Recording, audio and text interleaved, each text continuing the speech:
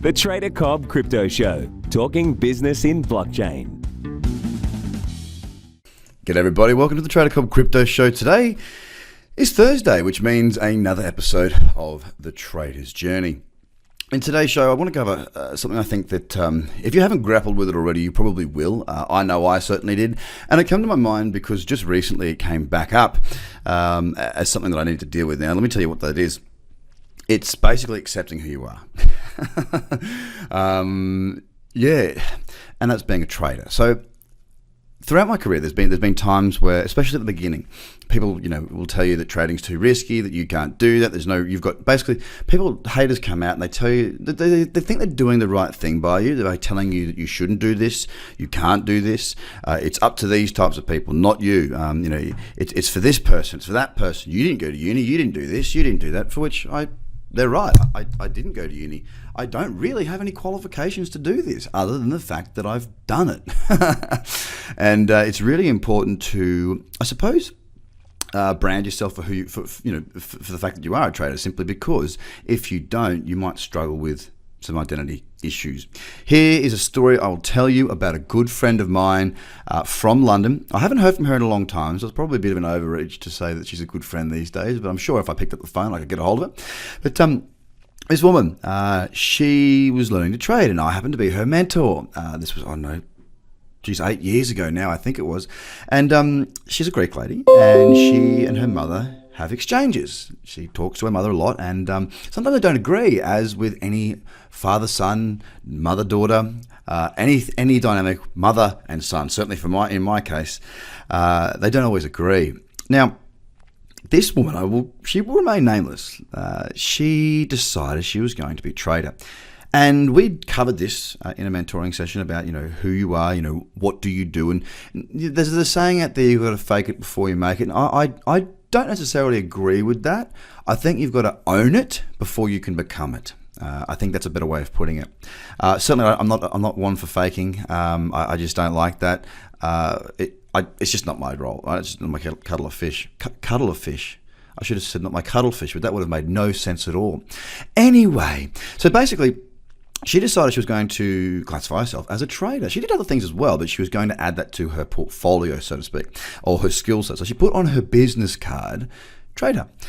Now, this, of course, stirred up some conversation, and this was what it was meant to do. She was basically, the old saying is close the door behind you, or close the door and lock it behind you, so you can't go back through. Again, I don't like the saying, burn all your bridges so you can only go forward. More so, close the door and lock it behind you, and basically meaning you're moving forward in your life. So she wrote on her business card, it was designed to bring up conversation. Oh, you're a trader now? Oh, really? How's that going?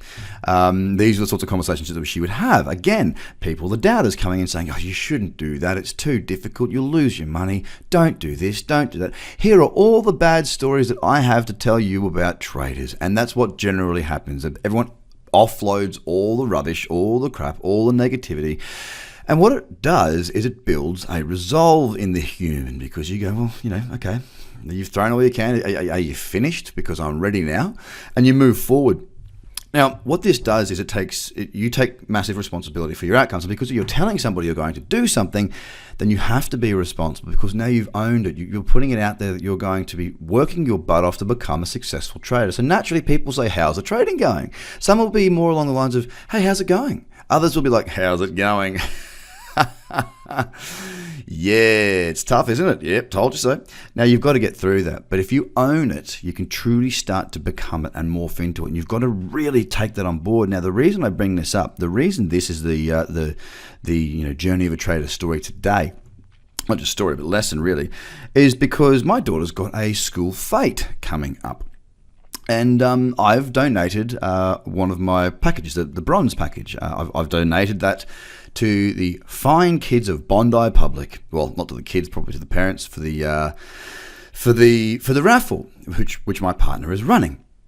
And I thought to myself, because there's a publication in Sydney in the eastern suburbs called The Beast, and I thought, do I want to be in that? Do I want to have a little profile there and do a piece on me? And I thought, do I want everybody to know that this guy here is Craig Trader Cobb, the crypto trader in Bondi? And it got me thinking. I was thinking, what negative can come from this? Everyone will know, not everybody, because not everyone reads it and won't have that much of effect. People will know who I am and what I do. Do I want that level of privacy encroachment in my life? And saying, here I am saying that, right? As I'm on a podcast with literally thousands of listeners and out there on social media posting content every day. Weird, huh? But that's in the internet world, right? Do I want my neighbors knowing exactly what I do? And I had to sort of come through that. And, my partner Ruth said, well, what are you worried about? And that's really what it came down to. Why did I waver on totally owning what I do? It's not the trading side of it, because I'm cool with that. But I had to have this identity crisis, so to speak, about trading crypto. Am I a crypto trader? Absolutely I am. But why did I have that little hurdle in my head? That hurdle is now gone because I thought that through and realized that there's actually nothing that I'm ashamed of, nothing that I'm worried about. And you know what?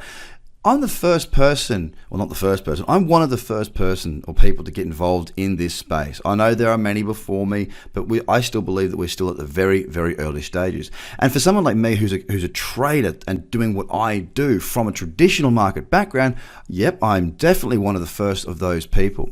So instead of being worried about it, I'm wearing it as a badge of honor. And I'm wearing it to show my confidence in this sector. People often say, oh, you're in Bitcoin, how's that going? It's actually going really well. Thanks for asking. It's amazing. What? I thought the price had gone down. Yeah, it did, but I bought ages ago and I'm a trader, so I make money when the markets go up or down. It's amazing. And it stumps them. Well, so I'm going to use this now to empower people to have a better understanding for these markets, not just Bitcoin, but for this market in general. People find it very easy to read the headlines in the paper, and when the market's going up, they go, wow, Bitcoin, amazing, it's fantastic, how rich are you? When it goes down, they go, I'm so glad I didn't get involved with that. That's so bad. How's it going, mate? And it really isn't, that doesn't matter to me. It's about understanding this market for what it is and what you can do within it. So that's the lesson today, guys. It's something that you're going to have to deal with about that identity. Are you just trading or are you a trader? Big one there. Have a great day. Bye for now. The Trader Cobb Crypto Podcast is hosted by Craig Cobb. All Trader Cobb courses, products, and tools can be found at tradercobb.com because experience matters.